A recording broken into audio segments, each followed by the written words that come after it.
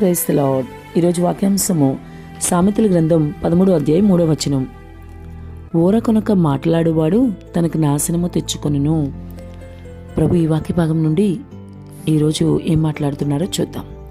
సామెతల గ్రంథకర్త ఎంతో వివరంగా చెప్తున్నాడు. ఊరకొనక మాట్లాడువాడు నాశనం తెచ్చుకుంటాడని. అమ్మో, చాలా జాగ్రత్తగా ఉండాలి కదా. మరి ఎక్కువగా మాట్లాడకూడదని ప్రభు మొదటి నుంచి కూడా వాక్యం చెప్తా ఉంది.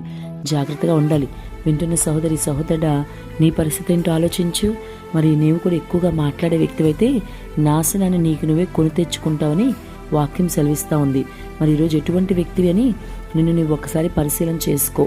నీ నోటి మాటలు అదుపులోనే ఉన్నాయా? మరి ఏ విధంగా నీవు ఉన్నావు? మితముగా నువ్వు మాట్లాడుతున్నావా? మితముగా మాట్లాడాలని వాక్యం సెలవిస్తుంది కదా. విస్తారమైన మాటల్లో దోషం ఉంటుందని చెప్తున్నాడు కదా వాక్యంలో. నీ మాటల దోషము నీ మీదకి ఉరిగా వస్తుందని కూడా నువ్వు గమనించాలి.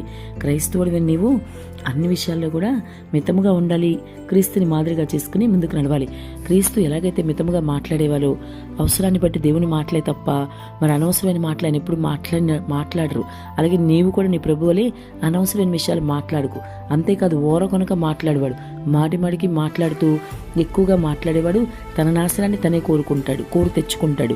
కాబట్టి నీ నోటి మాటలు అదుపులో ఉంచుకుని ఎంతసేపు నువ్వు మరి ఎక్కువగా మౌనంగా ఉండాలి తప్ప ఇతరులు చెప్పే మాటలు వినాలే. కానీ వ్యర్థమైన మాటలు నువ్వెంత మాత్రం మాట్లాడడానికి వీలేదు. నీ వ్యర్థమైన మాటల ద్వారా నీ నాశనాన్ని నీవే కొని తెచ్చుకున్నట్లు అవుతావు. అనేక బంధాలు నీకు దూరం అవుతాయి. అనేక స్నేహితులు నేను దూరం చేస్తారు. చాలామంది క్రైస్తవులు ఈ రోజుకి కూడా నోటిని నాలుకని అదుపులో ఉంచుకోలేకపోతున్నారు. నిజంగా ఇది చాలా విచారించదగిన విషయము. క్రైస్తవులు అయినప్పటికీ కూడా మార్పు లేకుండా పాత జీవితంలో ఎలా ఉన్నారో అలాగే వారి జీవితాన్ని కొనసాగిస్తూ ఉన్నారు. ఆ విధంగా నీవు ఉండకూడదని ప్రభు నీ నుంచి కోరుకుంటూ ఉన్నాడు. కాబట్టి నీ ఆత్మీయ స్థితి మార్చుకో, ప్రభుకి ఇష్టంగా జీవించు. మారిపోయానని చెప్పుకుంటున్నావు కానీ మాటల్లో మార్పు లేకుండా, ప్రవర్తనలో మార్పు లేకుండా విస్తారమైన మాటలు మాట్లాడుతూనే నీవు ఉన్నావు. కాబట్టి నీ నోరు అదుపులో పెట్టుకోవాలని దేవుడు మాట్లాడుతున్నాడు. ఇప్పటికైనా నీ మాటలు మితంగా ఉండడం నేర్చుకో. మరి అనవసరమైన మాటలు మాట్లాడినప్పుడు అనవసరమైన సమస్యలు నీవే కొని తెచ్చుకుంటావు. అందుకే ఊరకొనక మాట్లాడేవాడు అంటే ఊరుకుని ఉండాలి మౌనంగా. ఎక్కువ మాట్లాడకుండా ఎక్కువ వినేవారుగా ఉండాలని దేవుని వాక్యం సెలవిస్తూ ఉంది. ఊరకొనక మాట్లాడేవాడు నాశనం తెచ్చుకుంటాడని కూడా వాక్యం సెలవిస్తుంది. కాబట్టి ఇప్పటి వరకు నువ్వు విస్తారంగా మాట్లాడే వ్యక్తివి అయినా సరే ఇక మీదట నీ నోటి మాటలు అదుపులో పెట్టుకో. నిత్యము నీ ప్రభుకి నీ మాటలు గంట తెచ్చే విధంగా ఉండాలి. నీ నోరు నిత్యము ప్రభు యొక్క ఖ్యాతిని, ఆయన యొక్క మహిమను ప్రచురపరిచేదిగా ఉండాలి.